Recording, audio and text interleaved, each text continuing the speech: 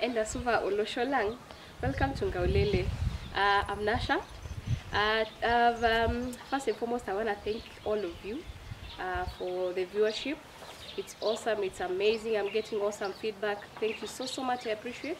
Thank you for the comments, even for the questions. Some people actually call me and ask me questions, tell me what to do next, and I really appreciate that. Thank you so much. For those that haven't watched, just try as much as you can watch Nkaulele. It's not something you wanna miss. We have new content every week, awesome, interesting content, and you get to learn more about the Kenyan cultures. It's not just Maasai. We'll be doing a lot more from here. So try and view, share and subscribe, and kindly do not forget, especially to leave comments, because they kind of help me build my next episodes. So I really appreciate.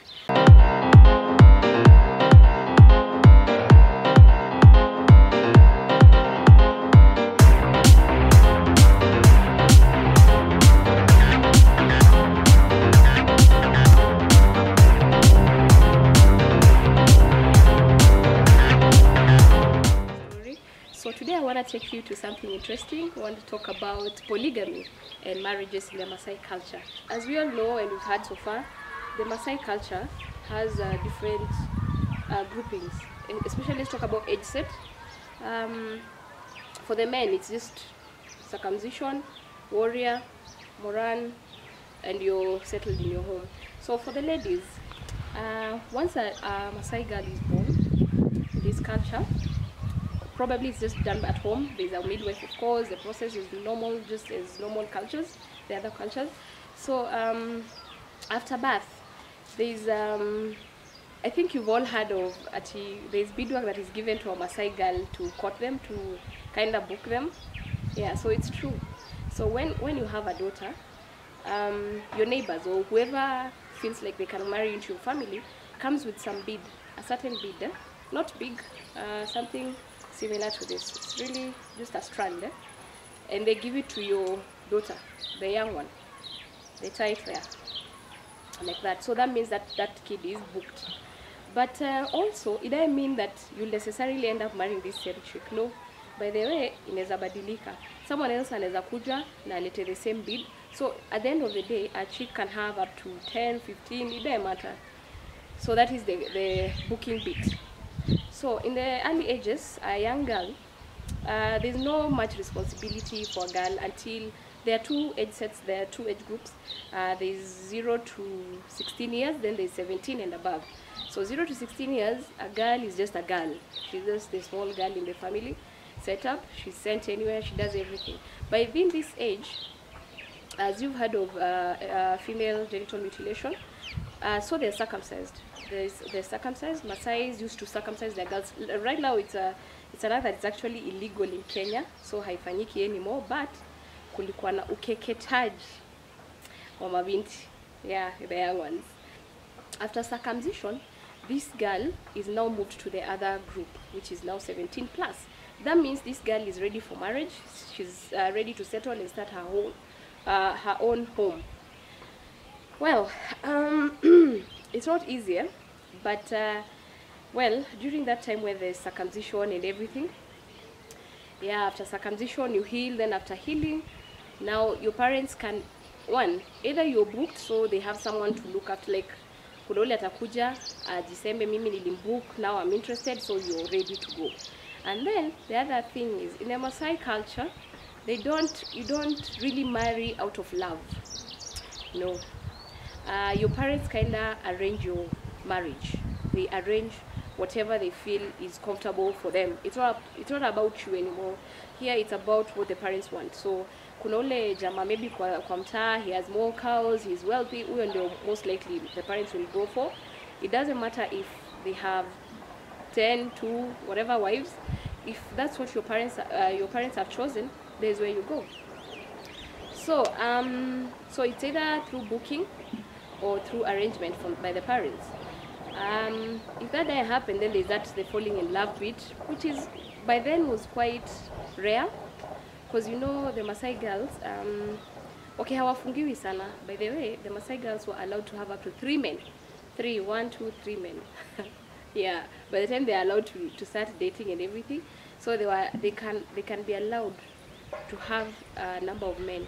One, they say when the owner, the main, let's call him the main guy, kama huyo jamaa main ame travel or au wengine wanamshikilia, yeah, so like she's always busy. You get it. I think you've also heard of the spear, so that is where the spear comes in. That happens especially for an age set. They were circumcised together, these guys. So if the three of us are dating or we are seeing this, I can come and do my spear. When the other guy comes, then they see the spear.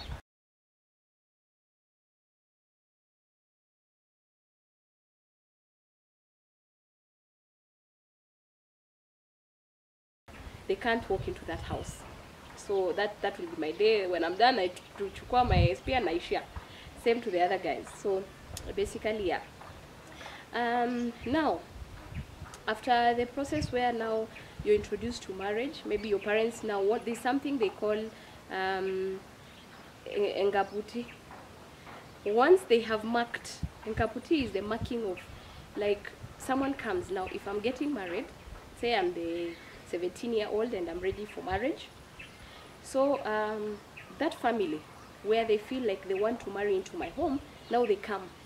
The guy that wants to marry me and someone from their home come and they introduce themselves, and then they tell my parents that huyu sasa sisi ndo tumembook. So kutoka hapa they bring the sugar. Engaputi, they bring the sugar. There's the Maasai blankets, I think you've seen them. There's Maasai leso. Our lesos by the way are kind of different. We stick to some color. So there's that. Zinaletwa. And then the sugar we don't bring in gunias. You see, not like the way nowadays it's done until unapeleka sukari in form of cash, no. And then the sugar inatolewa kwa gunia, you put it in sugars. It was white, plain white. So they stitch the end, waneka sukari, the 50 kgs waneka. As much as you feel like you can take to the family, then you carry them to the family. So that is step number 1 into the courtship. Sasa hii nile, I don't know, I think right now people are the ones that go out and blah blah, and then towards the ratio. Yeah. So after you take the sugar, your parents accept. They have a right to turn it down. But once they accept and they take in the sugar, wewe umeenda. Ukae ukijua sasa wewe hapo unajaza tu nyumba because it's done. What happens from there is stage 2. Stage 2 wanakuja, wanakaa chini kikao cha wazee. So they start discussing your fate. So different clans. So we have say there's a different thing we ask for. Kuna wale wanaitisha ng'ombe 4. Maasai have a lot of clans. In between them we have like a lot. We have Kaptei, we have Kangere, Dalalekutu. There's so many. So wote ni tofauti. Kuna wale wa Maasai wanaitisha ng'ombe 4. Kuna wale wa Maasai wanaitisha ng'ombe 6. Kuna ng'ombe 9. Inategemea. Either way, so they sit down kwenye kikao cha wazee. It's just done by the elders. They decide what they are taking and they tell them this and this is what you bring next time when you come. So the family the guy, the dude now wanaenda wanajisettle, wanajiprepare, wanaanza kupanga kile kitu wanakuletea. So wanajiarrange kivyao, then wanakuja sasa wanaleta. So they will come a day before. These things they come a day or just before you're given away. Everything has to be delivered. So zile ma blanketi, zile maleso, and the ninis, the cows, zote zinaletwa. As you remember, mode of transport huwezi beba ng'ombe then. So if I'm taking my cows to Namanga, I have to plan ahead. Itafika lini? Hiyo ndio itadetermine wedding itakuwa lini. So once that's delivered, and there's alcohol. Kimasai Naisho Lotolo is the same. It's bee-based alcohol. Kimasai bees, honey, they symbolize fertility and richness. So yeah, you bring that to the elders. They have to drink and say good words about you. They drink it together, yeah. So once that is done, now let's go to the lady's homestead. So now it's time for her to get ready. It's time for her to be prepared. She has to go. So ni kuanza kutengezwa. Remember this chick, she's still young. Say she's 17. Okay, maybe she's had maybe 1 or 2 boyfriends, maybe not. So anyways, hiyo ni juu yake. So anaamshwa asubuhi, first things atafanywa ile counseling, the normal counseling. By this time most of these ladies wanakuwa already they have kids, you know, because already they were in relationships.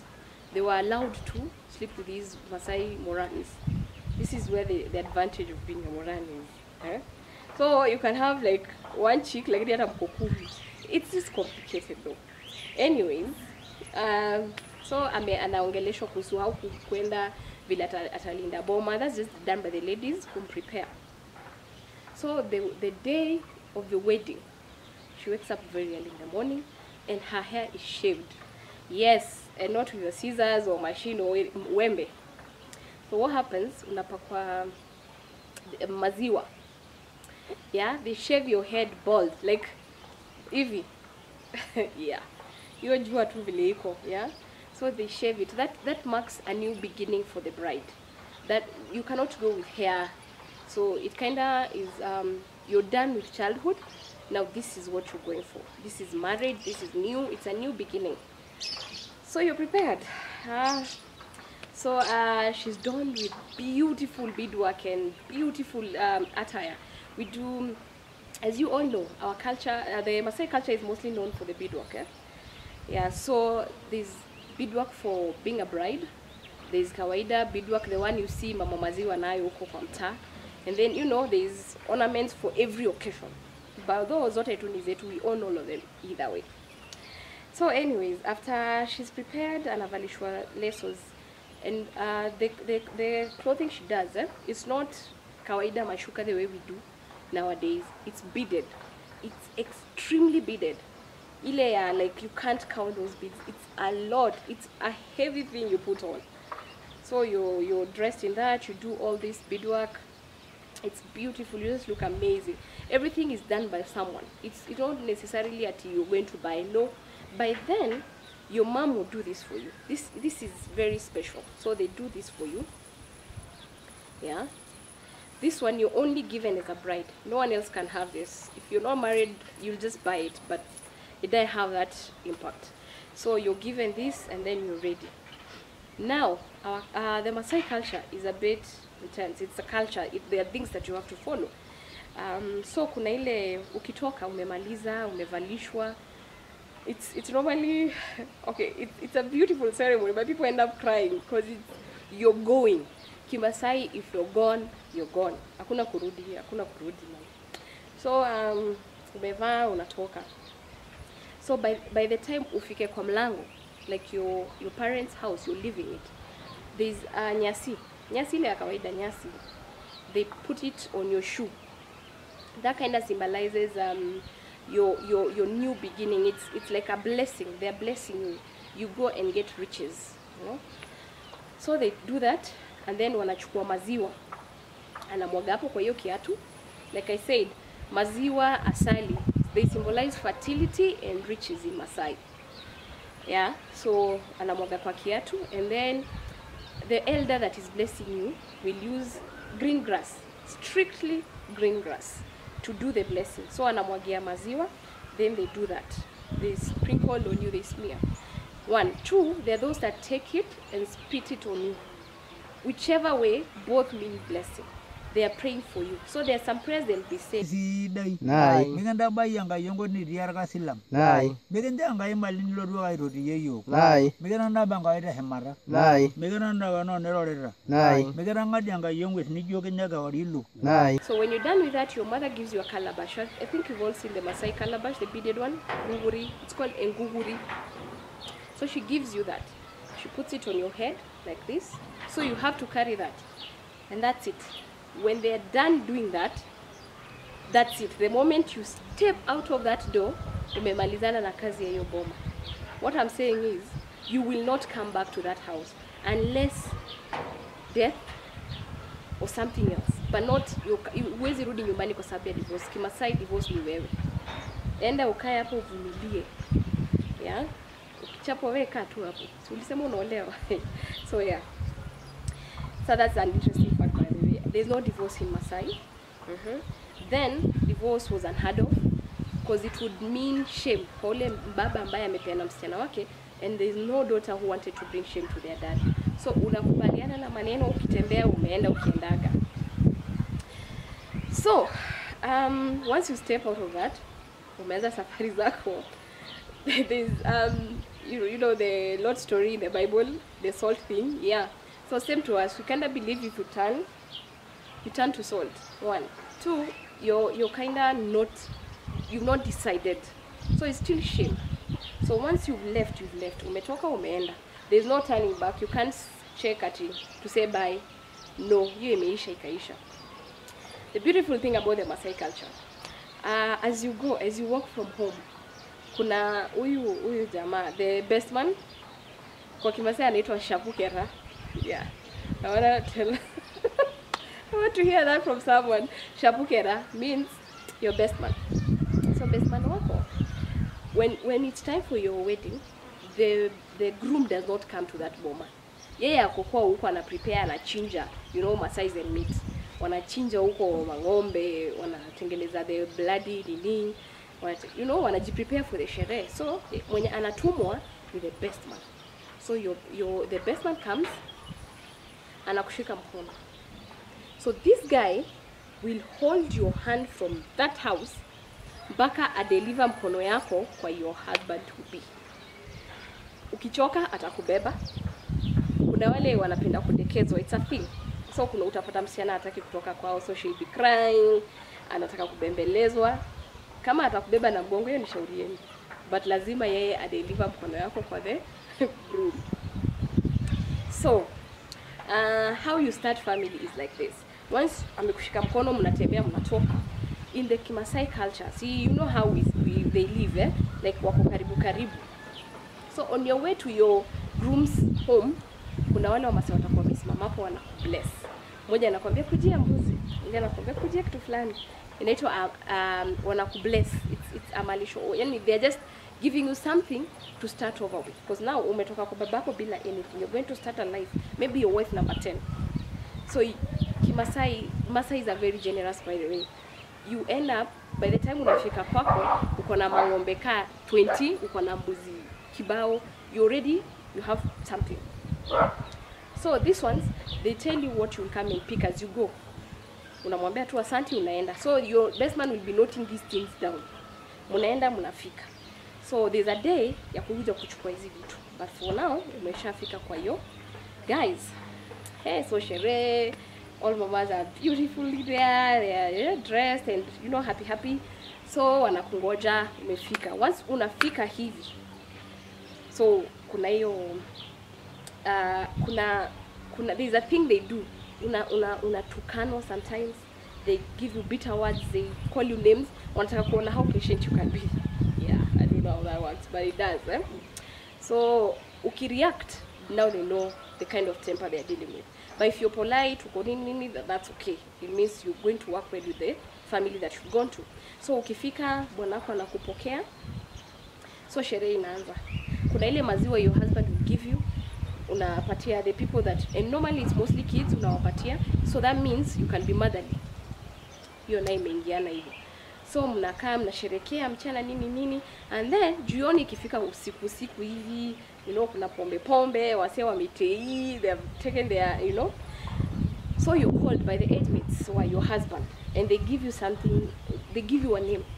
So kuna ile kukatiwa jina. So kukatiwa jina is basically, if you came during the rains, you're either called Nasha, Natasha.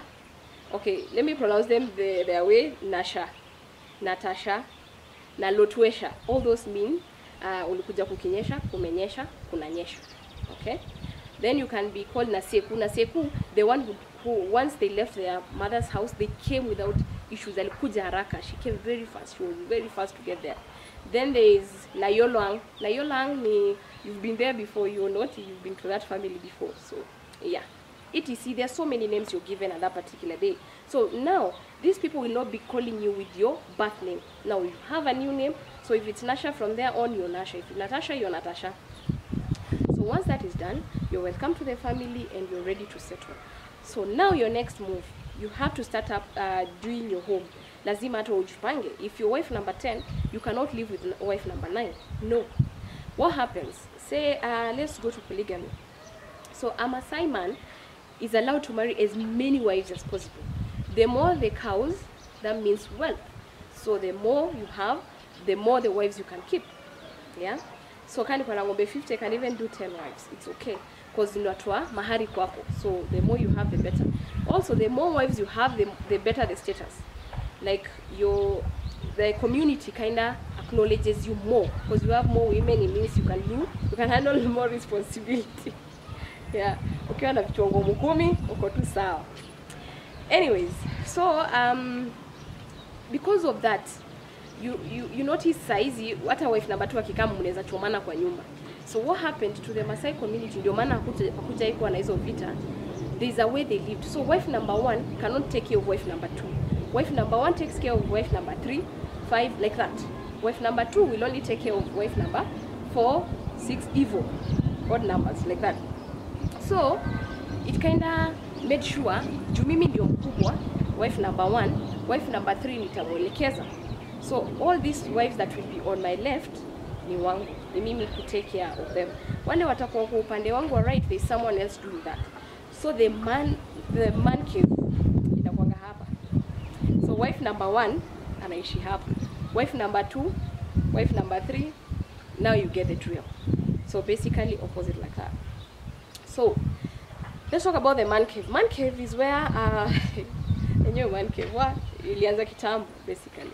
So man cave is where he eats, where the wives come to entertain him. It's where he, like akiwa na wageni, it's where they pata him, the guy. So yes, kwa kila nyumba ya bibi kuna kitanda yake mahali anafaa kulala, of course na the wife. But kwa man cave you all share the bed. If today I'm dealing with wife number 1, then wife number 1, like that. But good thing about this man cave, kila wife by there anafaa kuleta food. So if I have 10 wives, I'll have 10 plates every day. Asubuhi, saa 6 jioni. Everyone will bring theirs. Hakuna kutumana, mutaleta chakula nikule zote, like that. Yeah. Hey, wanaume wanajipenda yawa. Hey. Anyways, so when hayuko kwa man cave, sasa that means analala kwa one of the houses. So atachapa round zake, akichoka arudi kwa man cave. Yeah. So that's how they stay. Now, the woman will wake up in the morning and start the new married one, ataanza kujipanga, aanze kujenga nyumba yake. Nyumba za Kimasai is not a forever thing, it's not a cement thing, it's not a process.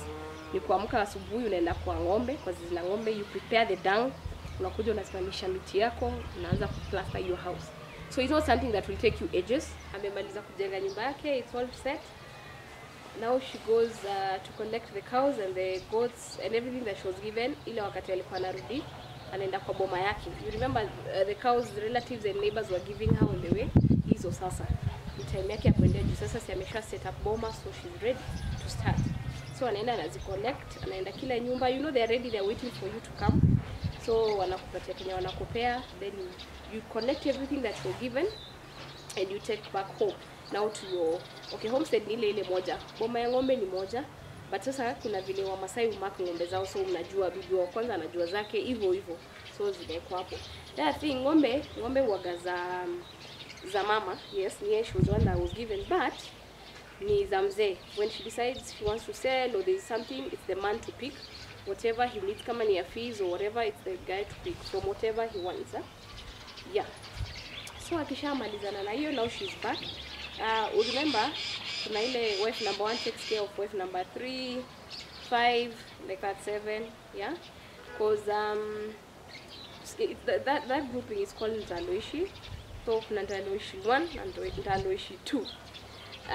So ziko mbili. Tuseme umeona kwa boma ya 10 women, so kuna hivyo vile mtagawanywa, mnakaa. The other thing about polygamy in the Maasai culture, kids are raised by everyone. In fact, if wife number 1 has like 10 kids, wife number 2 maybe alifanikiwa na 2 ama 3, they sit and agree.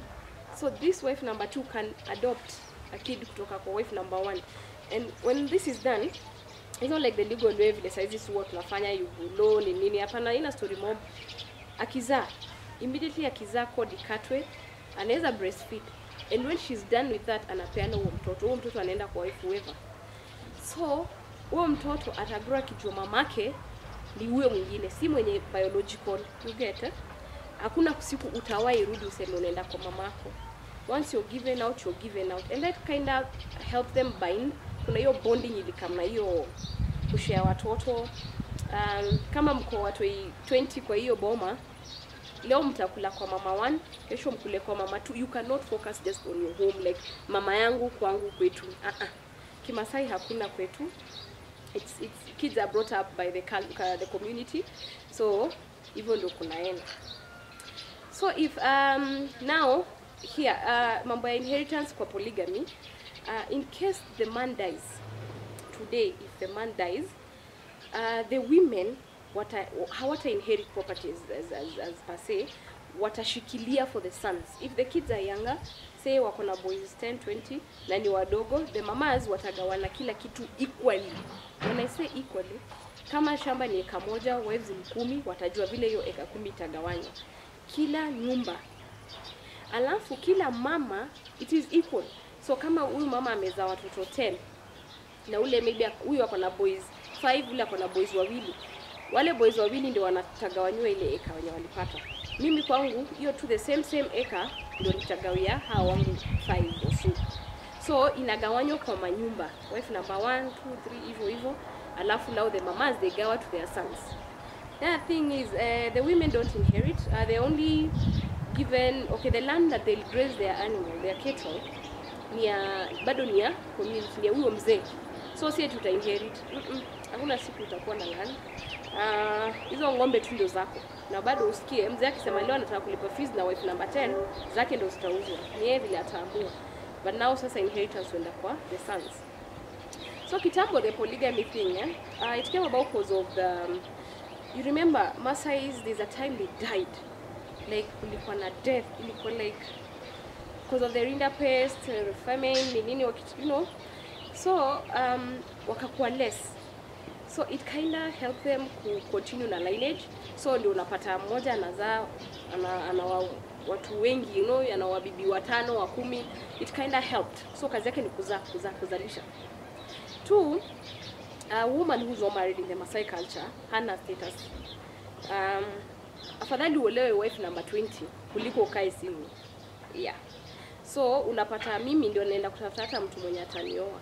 Because nikifika I'm circumcised, I've done that and I'm ready and I'm not married, everyone will look down on me. So naenda naongea na mzee. Hata kama ako na wife wa 10 naambia niaje mimi I'm willing, I'll be wife number 11. Tunaendelea na maisha. The other thing walikuwa wanafanya polygamy. Polygamy was basically because of hiyo kufanya status ya huyo mwanaume ikwe, you know, ako juu. Like I had said earlier, inamfanya apate powers. Like atakuwa even better than most of the other guys kwa hiyo community. So if you have 10 wives, the better for you. If you have 1, too bad.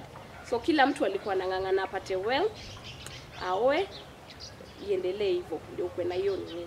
So unapata wewe kwa meeting ya community kukiwa na kitu, wao ndio wanakuuliza wewe kwanza. Stuff like that. So, I don't know what you've learned. I don't know if you've learned. I hope you have. Personally, I learned a lot when I was doing my research on this.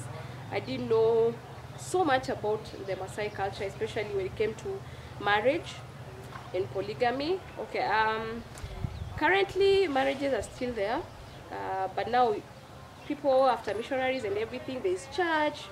There are those that still do the kawaida Maasai traditional weddings, and then they proceed and do the kawaida church white wedding. But up to date, I know for sure the most dressed brides saizi ni wa Maasai. They dress up, they do this. So like you're looking at me and you're wondering why I'm dressed like this. Today I'm dressed like a bride. Yeah, so but a modern bride. My dress is modern. Well, it's quite expensive, by the way. The beadwork and dressing a Maasai bride is quite expensive. So I want to teach you about this beadwork. So my gown here, most of our dresses, Maasai's, we do like a 3-piece dress. There's a skirt, there's the top one, and then there's this. Yeah. So for a bride, it has to be beaded like you see here. We do the beads on the dresses. This is not what we dress at. Normally, this is not mama maziwa. Mtu amekaa tu nyumbani. This is how they dress. No, this is for an occasion, especially wedding. So as you can see, it's white in color. So kind of symbolizes purity. And then there is the beadwork. So I have a lot. I have this. These ones, Zamkono. So kind of the cheapest. They are called. They're kind of the cheapest rubber bands that you can get around. They're like this. Colors are different. Also the designs are different. So yeah. So then I have this called Ngishili. Ngishili is for the headgear. Also done mostly the bride or kama kuna occasion. Then I have these ones. They're mangek. I have a set of 3. They're normally 3 to 4 depending on how broad the shoulders are. Or they kind of help you with the, you know, if they are broader, the better. You can do it well. So yeah, these are called mangik. And then there is this. This one is gifted to the bride on her wedding day. It's long. It's really long. Goes down there. It's expensive, but it's amazing, as you can see. Just like this. Yeah. So yeah, this one is just for the bride, and when she's done with the wedding, that's it. She just takes it and hangs it. That's it. Mostly she's gifted by the mom. Yeah, it's kind of a symbol of now you're moving on. So let me give you this. So let me give you this. Then we have this. This is the latest. This is new, totally new. It wasn't there kitambo. Yeah, this kinda, it's lighter. So if I don't need to do all this, I can just put this and this works. Yeah. So all my beadwork, as you can see, are done here, just around Kitengela. If you're interested in the beadwork, you can check the link down there. Check for Cube Rise. You'll go and then go to the Maasai beadwork. You'll put everything there with the prices, and we can plan that for you. But in case you want that directly from us, you can check me out on Instagram, Nkaulele_KE, on Facebook as Nkaulele, on YouTube as Nkaulele, and on Twitter as Nkaulele1. So I'll be there. Ask me anything about beadwork and Maasai work, and I will direct you. So my viewers, I hope you've enjoyed as much as I have. So this episode was Nkaulele in collaboration with Tandy's Fitness. Their gym is located at Roswell Gardens, Kitengela. They have a beautiful, beautiful gym. It's fully equipped, guys. Come hang out there. Come do your thing. Tunaweza meet hapo, by the way. So call me or ask me about it. I'll give you directions. And guys, when you come there, by the way, umetoka kwa Nkaulele. Don't forget. Yeah. Bye viewers, and see you next time. It's been fun. Cheers.